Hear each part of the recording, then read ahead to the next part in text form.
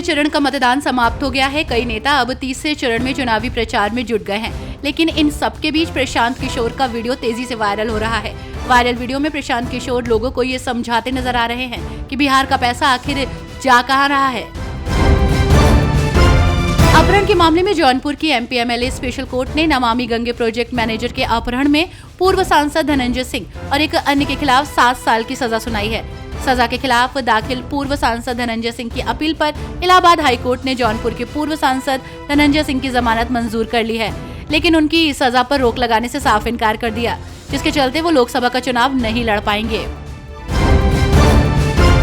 दिल्ली शराब घोटाले के मनी लॉन्ड्रिंग मामले में फंसे मुख्यमंत्री अरविंद केजरीवाल ने सुप्रीम कोर्ट में आज अपना जवाब दाखिल किया, जहां सीएम केजरीवाल ने ईडी के आरोपों पर जवाब देते हुए कहा कि ईडी के चारों गवाहों का संबंध बीजेपी से है, क्योंकि हवाला एजेंट के पास से गुजराती में लिखी डायरी मिली है, जिसे भाजपा ने अपने हिसाब से सबूत बनाकर पेश किया है।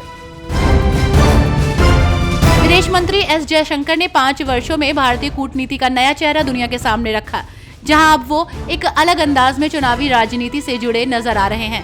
जी हां, विदेश मंत्री एस जयशंकर लोकसभा चुनाव तो नहीं लड़ रहे, मगर वो चुनावी अभियान में जुटे हुए हैं।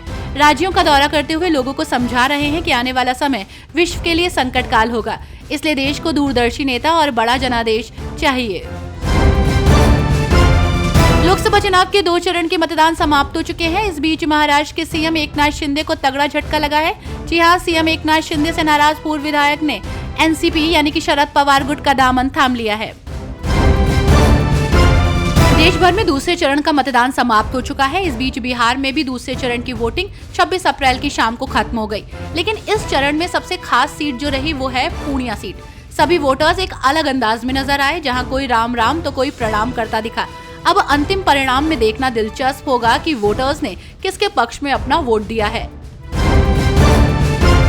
कर्नाटक की हाई प्रोफाइल सीट शिमोगा से भाजपा के टिकट पर पूर्व मुख्यमंत्री बीएस येदियुरप्पा के बेटे बीवाई राघवेंद्र चुनावी मैदान में हैं, तो वहीं उनके मुकाबले कांग्रेस ने कन्नड़ सुपरस्टार शिवराज कुमार की पत्नी गीता शिवराज कुमार को चुनावी मैदान में उतारा है। लेकिन बड़ी बात यह है कि येदियुरप्पा को चुनौती अपनों से ही मिल रही है। लोकसभा चुनाव के नतीजों के लिहाज से उत्तर प्रदेश का चुनावी रण बेहद अहम होने जा रहा है। आपको बता दें कि इस बीच यूपी से कई सांसद ऐसे हैं जो लगातार तीसरी जीत हासिल करने की तैयारी में जुटे हैं। इनमें से पीएम मोदी, राजनाथ सिंह जैसे बड़े नेताओं का नाम शामिल है। इसके अलावा यूपी में 2 बार जीत की हैट्रिक लगा चुकी महिला सांसद भी चुनावी मैदान में है। कानपुर बुंदेलखंड क्षेत्र की 6 संसदीय सीटों यानी कि कानपुर नगर, अकबरपुर, उन्नाव, कन्नौज, इटावा और फर्रुखाबाद में प्रत्याशियों की नामांकन प्रक्रिया पूरी हो चुकी है। कुल 117 प्रत्याशियों ने नामांकन पर्चा भरा है, जिसमें से कुछ के नामांकन खारिज भी हुए हैं, तो वहीं कुछ उम्मीदवारों ने अपना नाम भी वापस ले लिया है।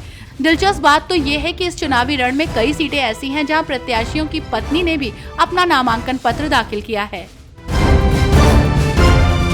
राजनीतिक पार्टियों की ओर से लगातार इलेक्ट्रॉनिक वोटिंग मशीन यानी कि ईवीएम पर सवाल खड़े किए जा रहे हैं। दूसरे चरण में गौतम बुद्ध नगर लोकसभा सीट पर हुए मतदान में मतदाताओं ने ईवीएम पर विश्वास जताया और वोट की चोट दी, तो वहीं बड़ी बात ये रही कि ईवीएम पर वोट देने के बाद voter verifiable paper audit trail यानी वीवीपैट पर वोट की पर्ची देखकर उन्हें संतुष्टि मिली।